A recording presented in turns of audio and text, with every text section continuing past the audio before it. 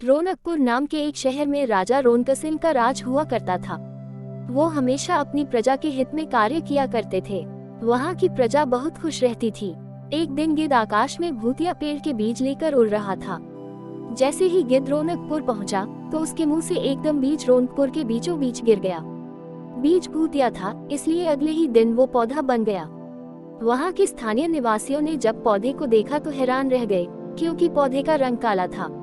बाद में लोगों ने आपस में चर्चा की और यह समझा कि खेत में उगने वाला कोई घास पात या वनस्पति होगी। दूसरे दिन वो पौधा काफी बड़ा हो गया। लोगों को और ज्यादा दुविधा हुई कि एक ही दिन में ये पौधा इतना बड़ा कैसे हो गया। होते होते वो पौधा तीसरे दिन पेड़ बन गया। समय बिता और लोग भी तेजी से बढ़ने वाले पौधे के बारे में सोच सोचकर परेशान हो रहे थे। वो इस मामले को राजा के पास लेकर गए। ऐसे जादुई पौधे का पता चलते ही राजा तुरंत उस जगह पर पहुंच गए। राजा को जैसे ही पता चला कि एक काले रंग का पौधा 3 दिन में पेड़ बना है, तो वो भी उस पेड़ को हैरानी से देखने लगे। राजा उस पेड़ के पास चौथे दिन पहुंचे थे और तब तक पेड़ और बड़ा हो चुका था। वो इतनी तेजी से फैला था कि किसी को यकीन ही नहीं हो रहा था। राजा समझ गए थे कि इसका रंग काला है, इसमें जरूर कुछ जादू टोना होगा। इसी सोच के साथ राजा ने घोषणा कर दी कि जो भी इस पेड़ को खत्म करेगा, उसे वो इनाम के तौर पर 1000 सोने के सिक्के देंगे। यही नहीं, राजा ने यहाँ तक कहा कि पेड़ को खत्म करने वाला व्यक्ति मेरी मृत्यु के बाद मेरी राजगद्दी पाने का हकदार भी बनेगा। इतनी बड़ी घोषणा सुनने के बाद हर कोई पेड़ खत्म करने के लिए अपना दिमाग लगाने लगा।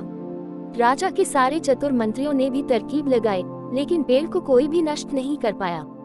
किसी ने पेड़ के आसपास आग लगवाई तो एक मंत्री ने उस भूतिया पेड़ को हाथियों तक से खींचवाया, लेकिन पेड़ को कुछ भी न हुआ। अब लोगों के मन में डर बैठ गया और उन्हें लगा कि पक्का यह ऐसा वैसा नहीं, बल्कि भूतिया पेड़ है। तभी उस गांव के एक समझदार व्यक्ति को राजा की घोषणा का पता लगा।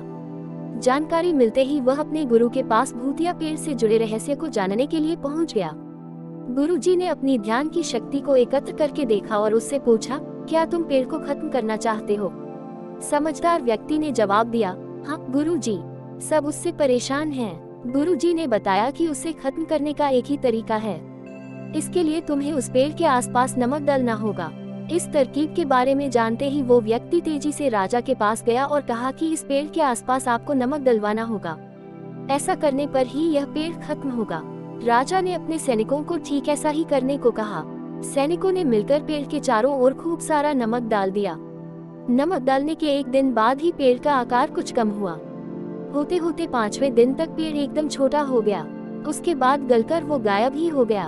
उस व्यक्ति की तरकीब काम कर गई और राजा ने खुश होकर उसे इनाम की 1000 सोने की मोहर पहले दी। उसके बाद एक पत्र दिया, जिसमें लिखा था कि वो राजा के मरने के बाद उनकी गद्दी को संभालेगा। वो समझदार व्यक्ति खुश होकर अपने घर चला गया। कहानी से सीख, ऐसी कोई मुसीबत नहीं होती जिसका समाधान न किया जा सके। जरूरत है तो बस धैर्य और समझदारी की।